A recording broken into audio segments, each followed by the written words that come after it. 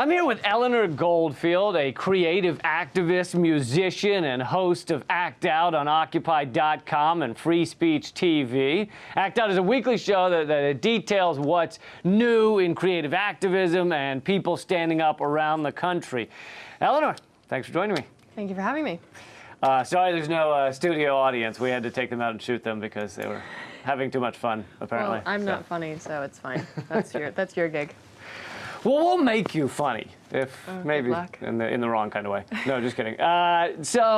First question, America, love it or leave it. Why are you still here? Can I do both? Love it and leave it? Love it and leave it. No, I mean, I'm still here because there's... Can I curse? Yeah. Okay, there's shit to be done. Because I can curse on my show, I just don't know how it is. You can double up. It could be there's shit fuck to get done. There is shit fuck. There's a fucking lot of shit fuck to get done. In this country, and I feel that it is our job as citizens to fix it, or unfuck it, as I like to say. So that's why I'm still here. Yeah, that sounds much better than un-F it. Doesn't have the... Because you grew up half in Sweden and half in Charlotte, North Carolina. Yeah. A lot of similarities between the two. They have grits and racism in Sweden. Unfortunately, there is a little bit of racism. Light on the grits, though. Yeah, they're not very similar at all, which I think really shaped my political paradigm being in both those places. How did it shape it? Well, Sweden is very liberal compared to Charlotte, North Carolina. It's also very worldly, and Charlotte, North Carolina is sort of a bubble, particularly when I was growing up there. I think it's gotten a little bit better. They have like Chinese restaurants and stuff now. But I think back then it was very far right. Chipotle is considered culture. Yeah. And of course, in Sweden, you learn about a lot of different cultures, and of course, you learn about the U.S., and it's always interesting to learn about the U.S. from outside the U.S. as well.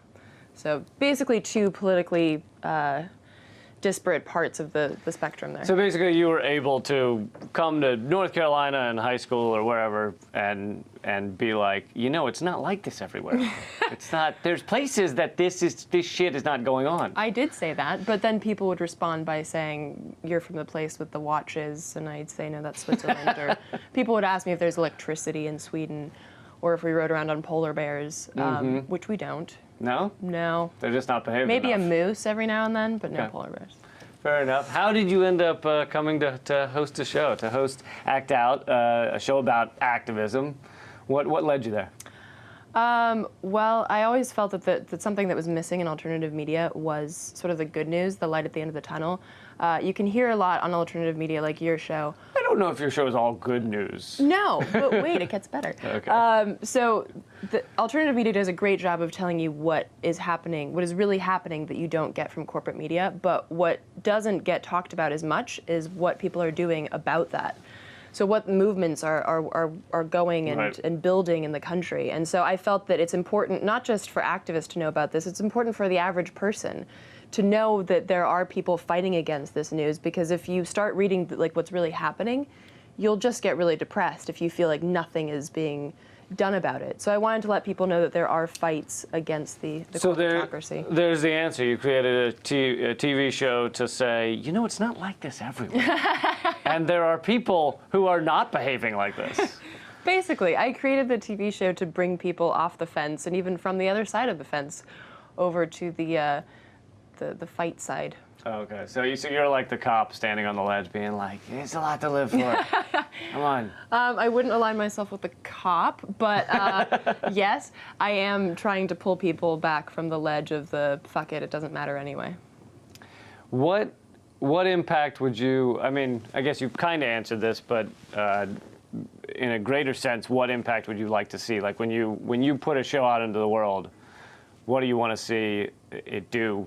The impact on viewers, and maybe you know from emails what impact it's having. I do. A lot of people do email me, which is awesome to hear from people. I like hearing that, in particular, a lot of people say, oh, I showed this to my teenage son or daughter, because I am trying to get that group of people, the younger generation. You got to get them while the head's still soft.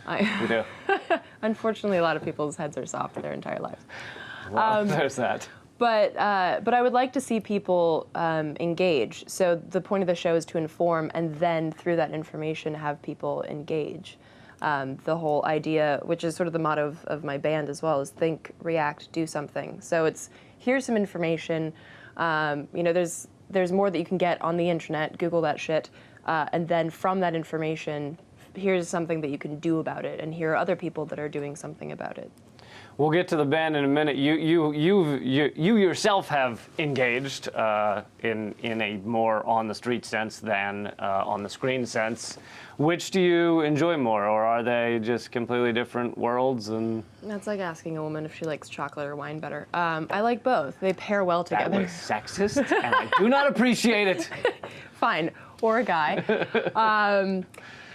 So I think they go well together, and I think people need to understand that they can do either, or preferably both. I like putting out digital activism pieces. I like doing digital activism, but I also think there's something really important about showing up in the streets and letting people know physically and visibly that you're there.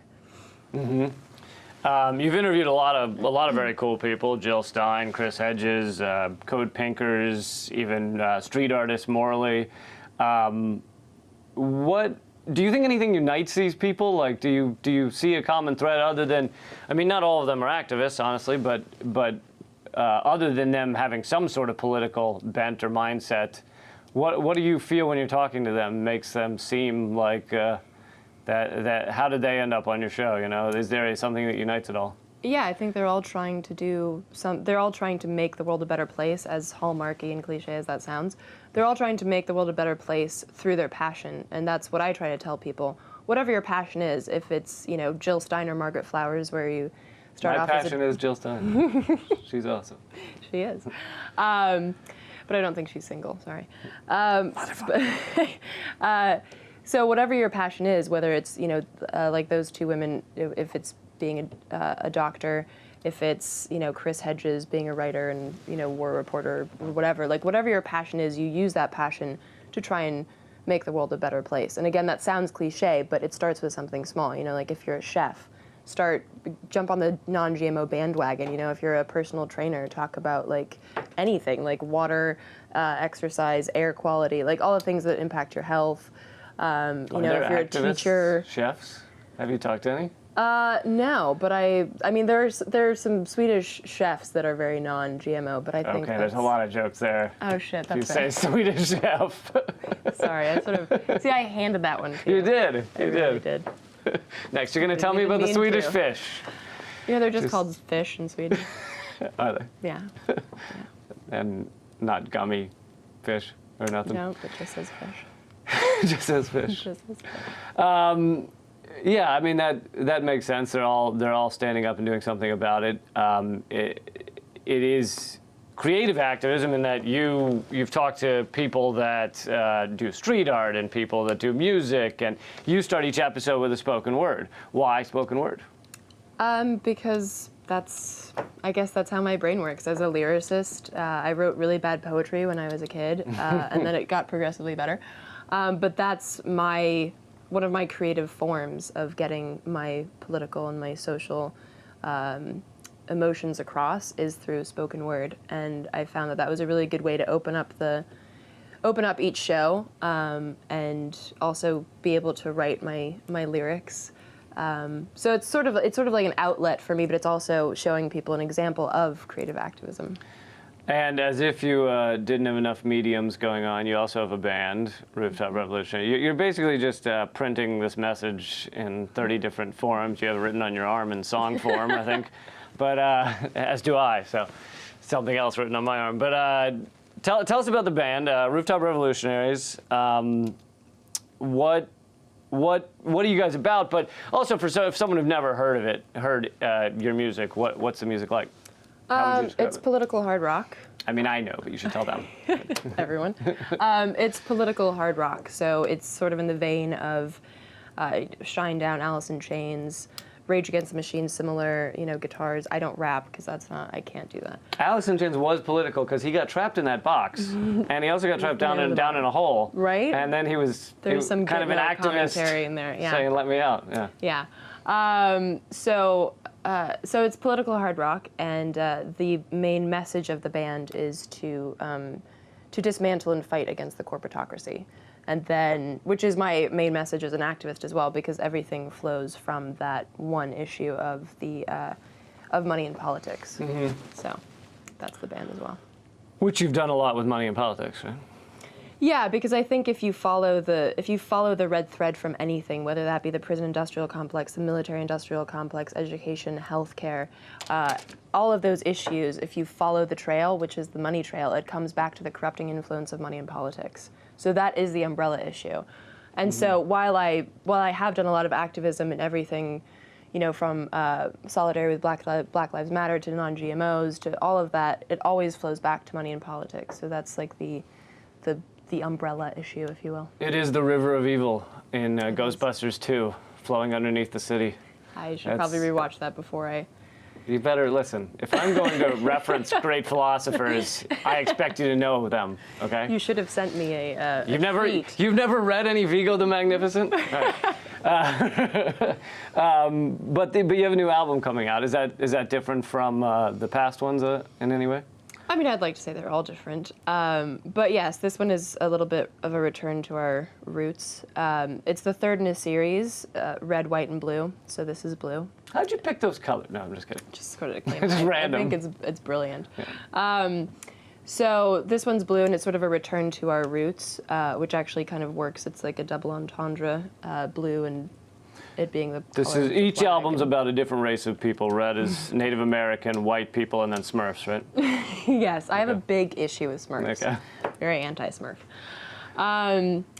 Yeah, so... Back to the roots meaning what?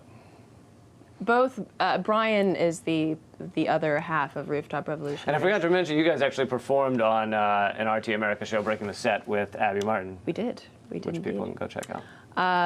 It's not our best performance, I have to say. So I recommend that you look at the other videos. But here's the on thing: YouTube. musicians and comedians, anything you point to, well, that wasn't my best. Well, but you know, if I had to like show somebody my video of the band, I would choose like one of the House of Blues videos or one of our music videos. So I'm just saying that to people. Okay, watching. so they go to. Let's make sure they get it right. They go to YouTube and they should type in which one? Folk Devils. Sure. Okay. That would be a good place to start. I can't remember where I was. Back to the roots, and you were talking about Brian. Right. So Brian is the other half of Rooftop Revolutionaries. And so we both grew up listening to kind of blues rock, like rootsy rock. So hence the double entendre, it being blue. But also, I moved from LA to DC to do this TV show and sort of latched onto my musical roots. Probably because, you know, when you move to a new place, you kind of want to grasp onto something familiar, and that has always been the blues rock for me, and opera, but I'm not going to write an opera record. Not anytime soon. Not really my thing. Yeah, you did live in, you mentioned LA. You lived in LA for a while. You lived in the belly of the spectacle, you know, the heart of American spectacle. What's going on now? What we're seeing right now with the presidential campaigns that will last 130 years. Like, is this the end of the spectacle? Like, is it just, do people just fall into the spectacle and that's it? Like, because Trump seems like the first fully entertainment spectacle candidate that we've had. You know, I have successfully avoided talking about the presidential race until now. Until I've done it. So, damn you. Until I've done it. Yeah, I mean, I didn't just say, like, oh, do you like Trump? All right? I made it a little bit well, deeper. that would be too easy of it. Yeah, so I think it is something that's interesting, and I had this conversation with a few friends, is that people seem to be latching onto Trump, not necessarily because they like him, just because he seems to be honest about what he thinks. And there's such a thirst for honest politicians that I think people won't even pay attention to what he's saying. It's more like, oh shit, he's being honest. We haven't seen that. Let's latch on to that even if we don't agree with him. And I also think people confuse honest and asshole. Like, he's being asshole about everything. Yes. And they're like, well, that's got to be honest. Like, but I honestly think he feels that way. But I really think that he does think we should have a wall and that, you know, women should just be good looking, and if they're not, they should just go sit in a corner. That's true, but he's also a sad little man, and he says he's a wonderful big billionaire, so that's lying. That is lying. But that's more about being self-aware. Yeah, no, I think that's why a lot of people like Bernie Sanders as well, because Bernie seems to be calling it like it is, and obviously with more eloquence and things like facts than Donald Trump. But people seem to be latching on to that same concept with him, which I think is good to see. Yeah, there is definitely a passion for Bernie going on right now. He seems to be leading Clinton in a lot of polls, and Jeremy Corbyn just won in the Labor leadership election. You know, Chris Hedges was saying, you know, you've seen this in the UK, this populist uprising against the banks, against imperialism, against the military complex, endless war. You've seen it in Spain, you've seen it in Greece, and he was kind of complaining that you haven't really seen it here. I mean, you've definitely seen some people stand up, which is what you cover each week, but he was saying basically we don't have a candidate that you can point to for that. Now, I think a lot of people responded to that article with, well, it's Bernie, but Bernie is bad on certain things, or not as good as he could be, not as good as Jeremy Corbyn. Yeah. And I was just wondering your thoughts on that. Yeah, no, I agree, and I know that when I interviewed Hedges, he said that he didn't like Bernie Sanders because he said you're either for all of the oppressed or you're for none of them. And I do think I do take issue with some of that absolutist mentality, right. But I still understand where he's coming from with that. Bernie Sanders is not just bad on the Palestinian issue. Some of his foreign policy is a little wanky. I guess Vermont has a lot of military contractors, or some of the bigger ones, doesn't it? And so he kind of fights for them to keep getting their pork barrel money. Yeah, I mean it's a difficult. I mean it's an awkward. Not awkward, but it's a shitty detail about his otherwise pretty pristine feeling on most issues. But I do think that at this point, I mean, I'm not going to say who I'll vote for, but I do think that the perfect candidate doesn't really exist. I mean, you can say, right, like somebody like Jill Stein is almost perfect, but I'm sure there's still something here or there. I think the problem is in the U.S. that we just want the perfect candidate because we don't want to have to worry about them in the 4 years in between elections. The whole point is that you elect somebody that's good, right, not perfect, and then in that interim, in the 4 years, you stay engaged and you make sure that they're paying attention to your needs and your wants. Because a president doesn't supposedly go into office just to do whatever the fuck he or she wants. They go into office to do what the people want and need. But if the people just fuck off for 4 years, then right, the president is like, okay, I guess I'll just chill with, you know, J.P. Morgan over here. So I think also, when people just stop caring, right, that's when the problem comes. And people also need to keep caring because it's not just the president, because, you know, thanks to deep state, a lot of these things would carry. You could put Bernie in the White House, and to some extent, the NSA is going to keep being massive, and the military is going to keep being massive, or at least they're going to fight him at every turn. And a lot of issues are on the local level, and local politics get next to no and money's almost even more corrupting at the local level because it takes such relatively small amounts. You know, $1 million from the Koch brothers can get someone in office. So. And a lot of people run unopposed, so it's sort of like a monarchy. They're just like, oh, I'll just take this. Nobody else is. I've been here for 30 years. Yeah, exactly. Why not? I'll just stay here. Yeah. I want to make sure everybody can find your stuff. It's obviously act out on occupy.com, but I didn't know there are other sites you want to give.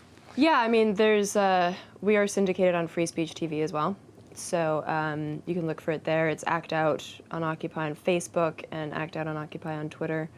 And it's Occupy's YouTube page. Nailed it. We do. No. YouTube page, yes. No. Yeah, and I mean, if you just look on Facebook.com/Act Out on Occupy, you can see links to all of those pages as well. Cool. Thanks a lot for joining me. Thank you for having me. Keep fighting, as I like to say. You do like to say that. I do. I will. All right. Thanks a lot.